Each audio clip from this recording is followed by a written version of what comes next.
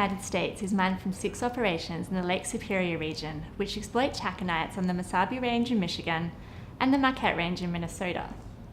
Low-grade ore is upgraded to blast furnace pellet feed. Each mine supplies a captive pellet plant, and combined, the mines produce 45 to 50 million tonnes of BF pellet feed annually. The industry almost exclusively supplies domestic steelworks in the Great Lakes region, where BF iron production is concentrated. In 2015, 94% of production was from just 3 companies: Cliffs Natural Resources, US Steel, and ArcelorMittal. US Steel and ArcelorMittal supply their own steelworks, whilst Cliffs is a pure mining company.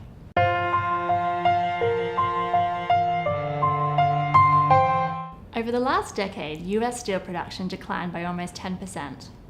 Over the same period, the dominant technology for steel production shifted from around 60% blast furnace to 37%, versus electric arc furnace production.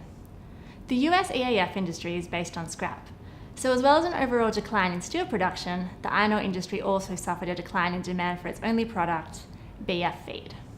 Recently, steel imports further depressed demand, culminating in the suspension of 4 iron ore mines during 2015, as steel mills cut back their orders.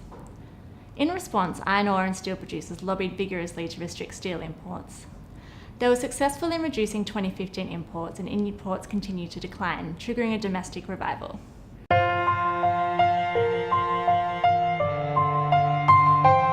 Further import protection measures will be difficult to justify below the long-term average of import penetrations, thus is unlikely to be a long-term solution. Cliffs plans to move up the value chain by producing DR pellets, but must market DRI as a reliable and consistent quality product to displace scrap in EAF production. New DRI capacity would be required, and Cliffs would face seaborne import competition given EAF concentrations in the American South. A new factor is political mood from the 2 major parties for multi-billion-dollar infrastructure spending, with the Republicans pledging to use American steel. While additional steel volumes are unknown, it would be a welcome boost to the domestic industry. It may spur completion of the long-delayed 7 million tonne per annum Nashwater project in Minnesota. We estimate annual latent production capacities of 25 million tonnes for steel and 5 to 8 million tonnes per annum of iron ore could be brought online in response to increased demand. An infrastructure stimulus could swing supply tightness to scrap, which supports around 60% of steel production. The future could look bright for Cliffs' flagged DRI plant in Minnesota.